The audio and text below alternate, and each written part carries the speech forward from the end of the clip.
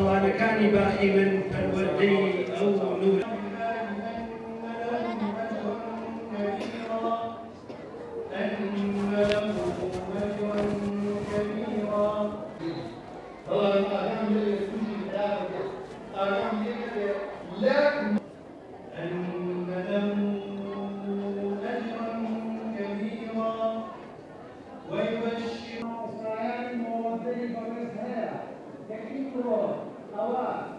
قیسەی صادقی دەستگای نوری حیکمە لە ساڵی 2007ەوە بە مۆڵەتی فەرمی دامەزراوە.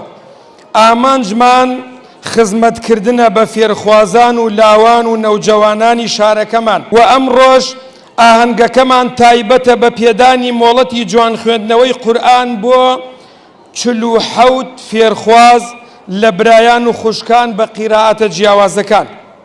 خۆشەویستانم، و هەروەها سوپاسی خوای پەروەردگار دەکەین کارە خۆشەویستەکانمان فێر دەکەن.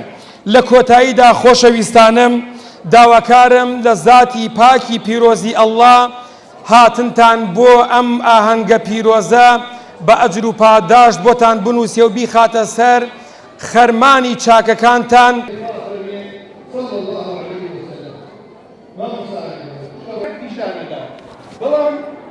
لسيو وصفاته لقرآن فيروز وقوكسا شكوري هل وقت صاري قرآن دمان خاء صدري كاملاني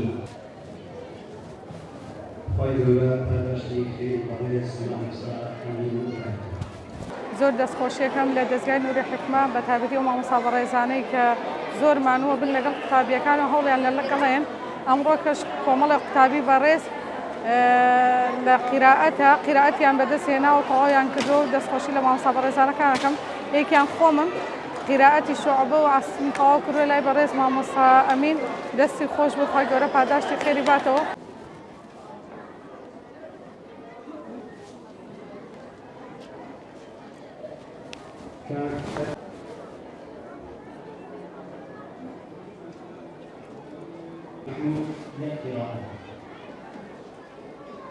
سپاس و ستایش بۆ خوای پەروەردگار.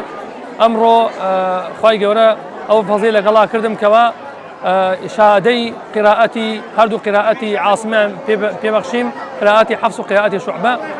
سەرەتا سپاسی خوای گەورە ئەکەم کەوا ئەو فەزڵی پێبەخشیم و دواتر دەستخۆشی و سپاسم هەیە بۆ دەستگای ڕێکخراوی نوری حیکمە بازنەی سەی سایق نقی سەی سایق کەوا هەمیشە لە خزمەتی قورئانە و خزمەتی فێرخوازانی قورئانی پیرۆزەکان و بالأخص دەستخۆشی تایبەتم هەیە بۆ بەڕێز مامۆستا ئەمین سەعید فەرەج کەوا لە ماوەی مانگێکە لە ڕێی ئۆنلاینەوە من لە خزمەتیا بووم و بەیەکەوە مدەراسی قورئانی پیرۆزمان کرد و من کە نابینام و هەموو قورئانم لەبەرە لەگەڵ ما خەریک بوو